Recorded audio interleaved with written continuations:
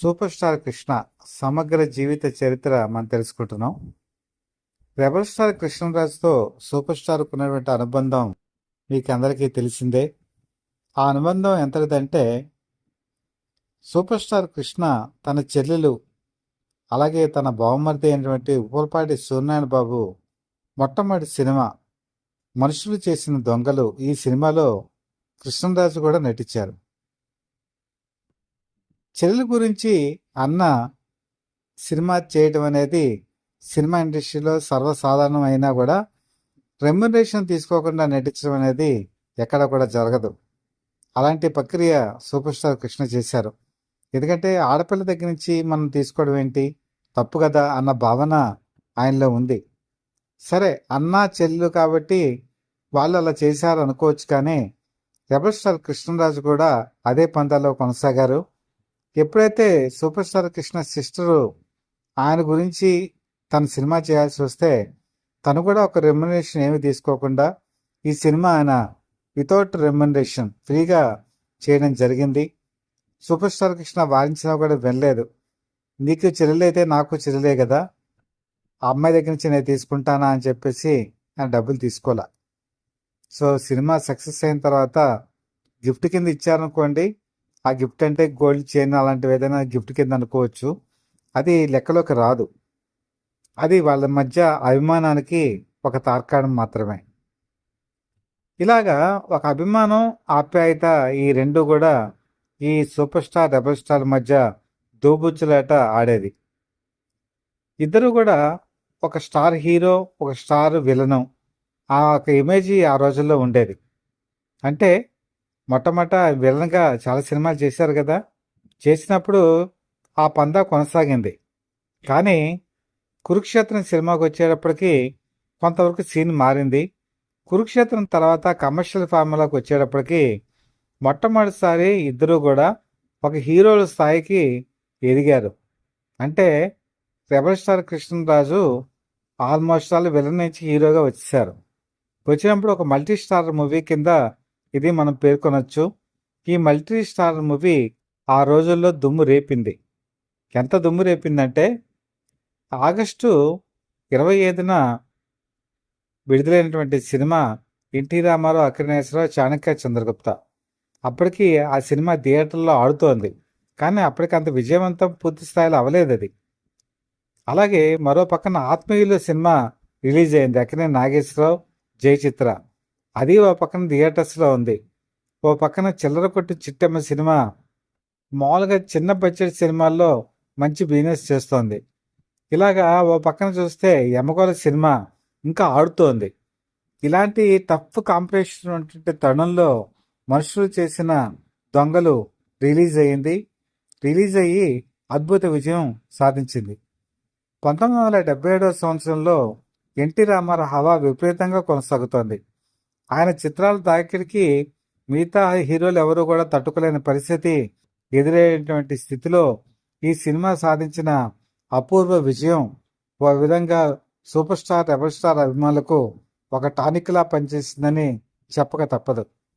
అసలు ఈ సినిమా చేయాలనే ఆలోచన ఎలా వచ్చింది అంటే, ఎప్పుడైతే ఉప్పలపాటి సూర్యనారాయణ బాబు తన బావమరిది ఆయన సినిమా తీయాలని అనుకున్నప్పుడు ఓ మంచి కథ గురించి అన్వేషణ ప్రారంభించారు సూపర్ స్టార్ కృష్ణ. అప్పటికి అనేక కథలు పరిశీలనలో ఉన్నప్పటికీ మంచి కథ కావాలి, అది సక్సెస్ అయి ఉండాలి, అది కూడా రీమేక్ అయితే బాగుంటుందని ఆత్కి సఫాయి అని చెప్పేసి 1974లో వినోద్ ఖన్నా, రణబీర్ కపూర్ నటించినటువంటి సినిమాని సూపర్ స్టార్ కృష్ణ మౌంట్ రోడ్లో శాంతి థియేటర్లో చూడటం జరిగింది.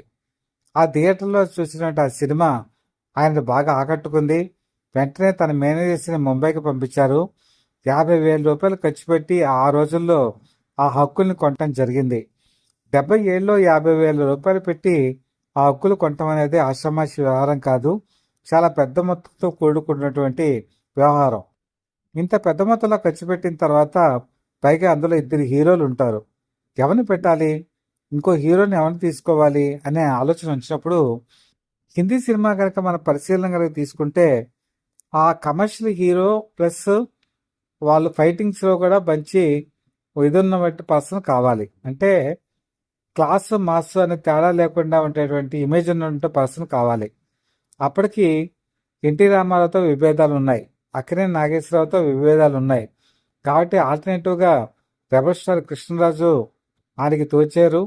రెబల్ స్టార్ కృష్ణరాజుని సంప్రదించగా ఆయన కూడా ఈ సినిమా కథ విని సినిమా చూసి వెంటనే ఒప్పుకోవడం జరిగింది.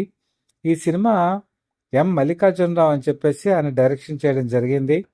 గూఢచారి 116 సినిమాకి ఈయనే డైరెక్టరు. దాదాపు 10 సంవత్సరాల తర్వాత మళ్ళీ సూపర్ స్టార్ కృష్ణని ఈయన డైరెక్ట్ చేయడం జరిగింది. చల్లపిల్ల సత్యం దీనికి సంగీతం సమకూర్చారు. సూపర్ స్టార్ కృష్ణ నటించిన 100 సినిమాలకి పైగా సత్యం సంగీతం ఇవ్వటం, అందులో మంచి మంచి మెలోడీ సాంగ్స్ ఉండడం కూడా ఒక అరుదైన రికార్డుగా చెప్పచ్చు. ప్రియా ఓ ప్రియా అనేటువంటి పాట కూడా ఇందులో అద్భుతమైనటువంటి పాట, మెలోడీ చాలా బాగుంటుంది. ఇది కృష్ణరాజు సంగీతం మీద చిత్రీకరించడం జరిగింది. ముఖ్యంగా మంజుల కృష్ణతో కలిసి నటించినటువంటి ఆఖరి సినిమా అంటే హీరోయిన్ కింద ఇదే లాస్ట్ సినిమా. ఈ సినిమా తర్వాత వాళ్ళిద్దరూ కలిసి హీరో హీరోయిన్లుగా నటించలేదు. మళ్ళీ ప్రేమ నక్షత్రం అనేటువంటి సినిమాలో కృష్ణకి అత్తగారి కింద ఆవిడ కనిపించి అందరినీ కూడా ఆశ్చర్యచకితుల్ని చేయడం జరిగింది. ఆ విధంగా మంజుల ఒక మంచి అందాలని ఈ సినిమాలో చూపించడం జరుగుతుంది. ముత్యాల ముగ్గులో నటించినటువంటి సంగీత కమర్షియల్ హీరోయిన్గా మంచి బ్రేక్ని ఇచ్చినటువంటి ఈ చిత్రం రెబల్ స్టార్ పక్కన ఆవిడ నటించారు. ఇప్పటికీ కూడా ఆ సినిమా చూస్తుంటే సంగీత మనకి చాలా క్యూట్గా కనిపిస్తారు. ఆవిడ మరిన్ని కమర్షియల్ సినిమాల్లో నటిస్తే బాగుండేది కదా అని మనకు అనిపిస్తుంది. ఈ సినిమాలో విలన్ ఎవరిని తీసుకుందామని చెప్పి చాలామందికి సందేహం వచ్చింది. ఎందుకంటే అప్పటికి సత్యాన్ని చాలా బిజీగా ఉన్నారు. పైగా కాస్ట్ ఆఫ్ ప్రొడక్షన్ తగ్గించుకోవాలి. ఆ టైంలో మోహన్ బాబుని ఈ సినిమాకి విలన్గా ఎంచుకున్నారు. మోహన్ బాబు కూడా మంచి నటన ప్రదర్శించి ఈ సినిమా విజయానికి దోహదపడటం జరిగింది. Rebel star Krishnaraju, super star Krishna నటించినటువంటి ఈ సినిమాలో రమేష్ బాబు బాలనటుడిగా కనిపించారు. రమేష్ బాబు షూటింగ్ నిమిత్తం ఈ కవరేజ్కి దీనికి వస్తూ ఉండేవారు, ఈ షూటింగ్ స్పాట్కి వస్తుండేవారు. రమేష్ బాబుని చూసి ముచ్చటపడినటువంటి రెబల్ స్టార్ కృష్ణరాజు, మీ అబ్బాయి నాకు ఇచ్చేవయ్యా పెంచుకుంటానని చెప్పి సరదాగా జోక్ చేస్తూ ఉండేవాళ్ళు. ఎందుకంటే అప్పటికి ఇంకా రెబల్ స్టార్ కృష్ణరాజుకి పిల్లలు పుట్టలేదు. అలాగే మహేష్ బాబు అప్పుడు ఇంకా చాలా చిన్నపిల్లాడు. వాళ్ళ పిల్లలన్నా కూడా కృష్ణరాజుకి చాలా ఆత్మీయత, అనురాగం. వాళ్ళ గురించి స్వీట్స్ అవి కూడా తీసుకొచ్చి ఇస్తూ ఉండేవారు. అలా ఒక అనుబంధం వాళ్ళిద్దరి మధ్య ఏర్పడిపోయింది. ఆ కుటుంబం ఈ కుటుంబం అనేది వాళ్ళకి ఎలా ఉంటుందంటే అన్ని కుటుంబాలు ఒకటే అన్న భావన వాళ్ళలో ఉండబట్టే చివరి వరకు కూడా మంచి ఫ్రెండ్షిప్ లాగా పయనించారు. వాళ్ళ అనుబంధం, ఆత్మీయతకి ప్రతిరూపం ఈ నేను చెప్పినటువంటి మనుషులు చేసిన దొంగలు. ఈ మనుషులు చేసిన దొంగలు మీకు ఫైట్స్ చాలా బాగుంటాయి, అలాగే పాటలు బాగుంటాయి, సినిమా కథనం బాగుంటుంది. ఎక్కడొక్కడ మీకు అసహజత్వం లేకుండా చాలా చక్కగా నీట్గా వెళ్తుంది.